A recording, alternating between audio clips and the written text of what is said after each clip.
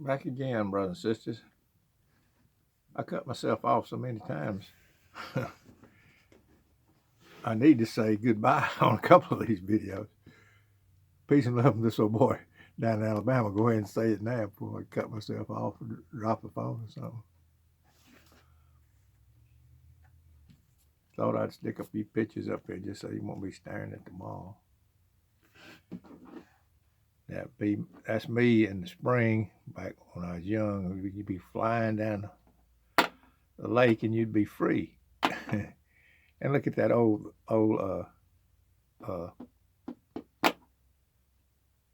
type bridge. It's not like that now. They got a modern concrete bridge, but back then they had them old railroad type bridges. That wasn't a railroad. That was a paved road that went across the creek there. Anyway, there's some of my friends right there. Back in my hippie days, and that's my boy right there. He had long hair. That's my oldest boy right there. My wife down there in Panama City. And that's her daddy built the camp right up there out of logs. Of course, right when we got married, he'd gotten rid of it. But he brought log by log of old cabin and brought it down there. I thought that was cool. A little creek down there.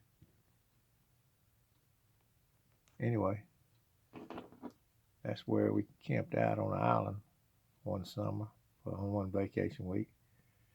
And that's the old horse out in the pasture behind my house. So, wasn't doing anything. Wasn't going to show you my face today, but I'm not dressed good. But I did get some coffee.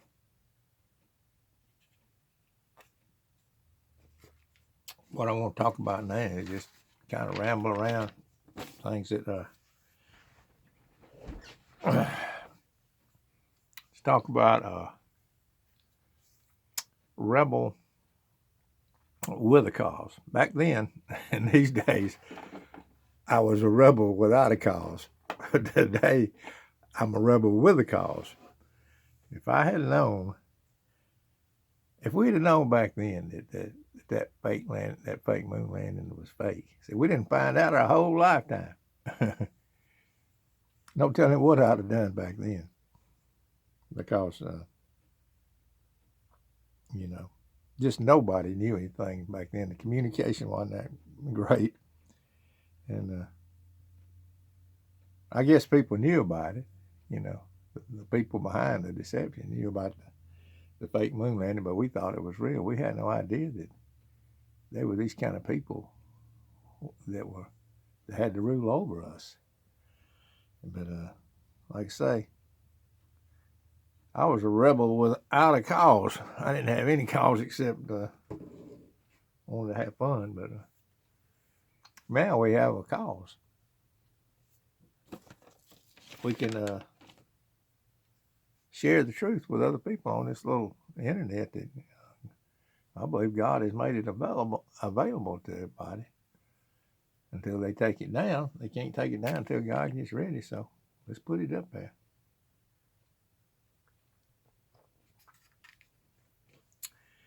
Yep. I've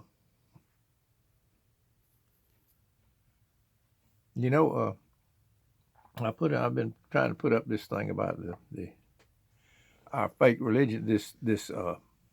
I believe the devil wants to put things out there in the future that aren't real, that he can't perform.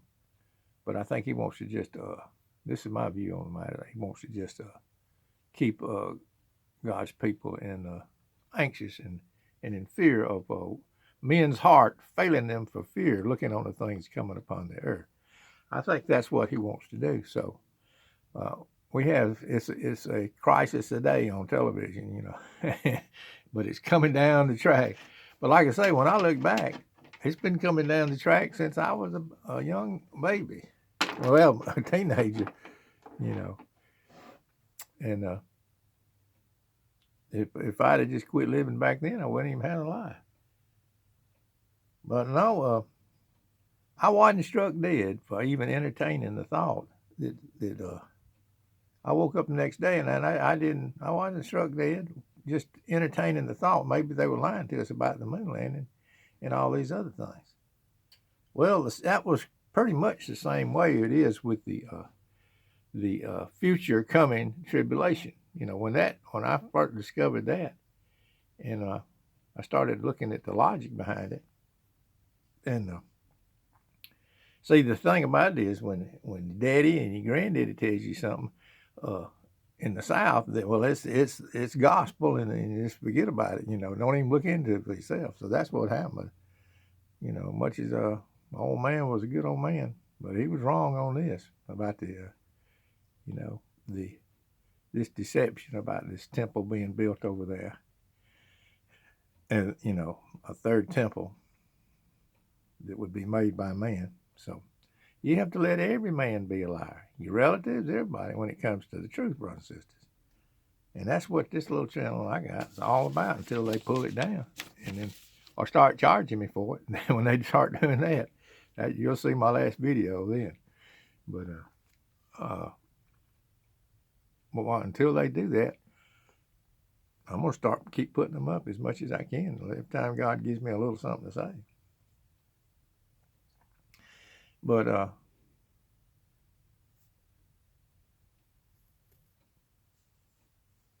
I got to come clean on that other song. Well, I borrowed a couple of lines from another song. So I'm gonna put it out there. I used a couple of lines, but I kept the thought and made that little song. I'll just be plucking around, and what happens is I'll turn my phone on, and I'll get a couple of lines, and then that's how I do my little song. But who is that? That girl that does that song, "Can't Make You Love Me." Well, anyway, I stole it from her.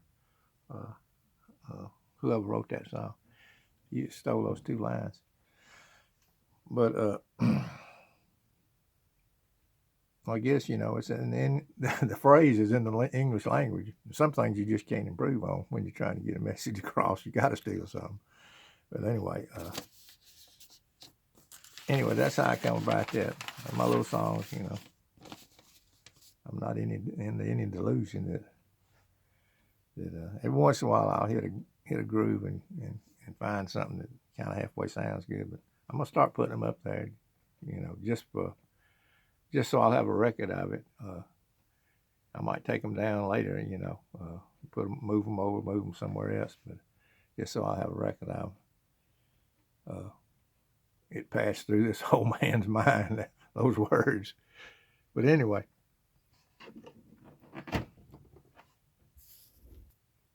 well, and the reason I put up these things about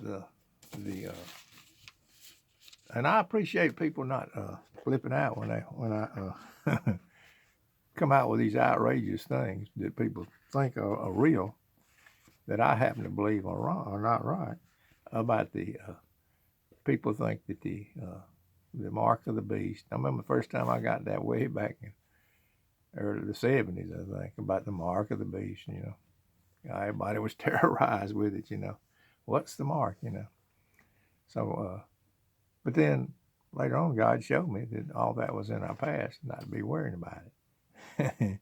That happened in the first century, and but you can't tell anybody that. Like I say, it's just like the flat Earth, or trying to convince somebody, because once Grandpa gets a hold to it, it's gospel. So.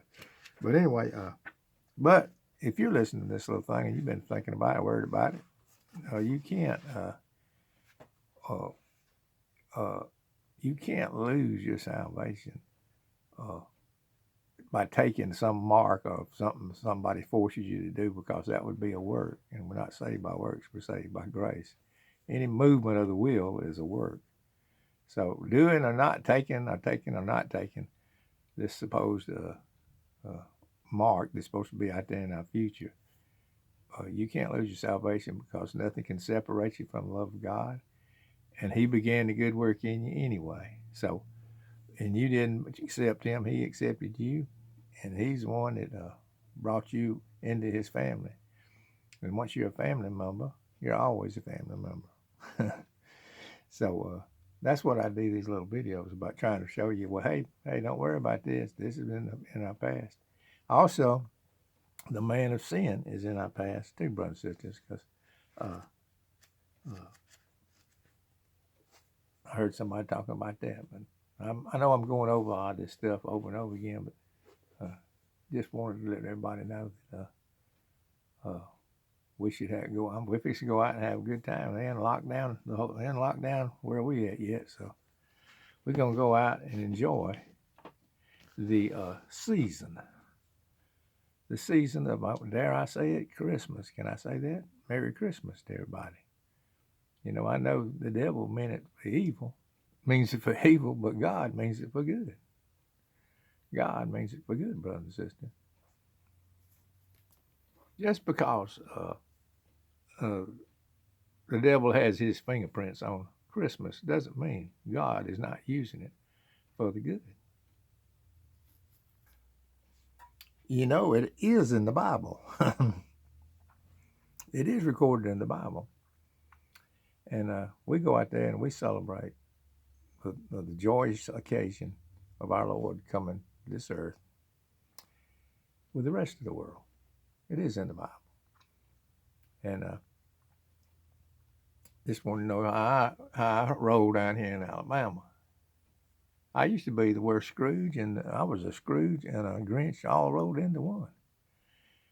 And God showed me some stuff that my heart wasn't right. You know, He's Lord of everything. Nothing happens unless He wants it to.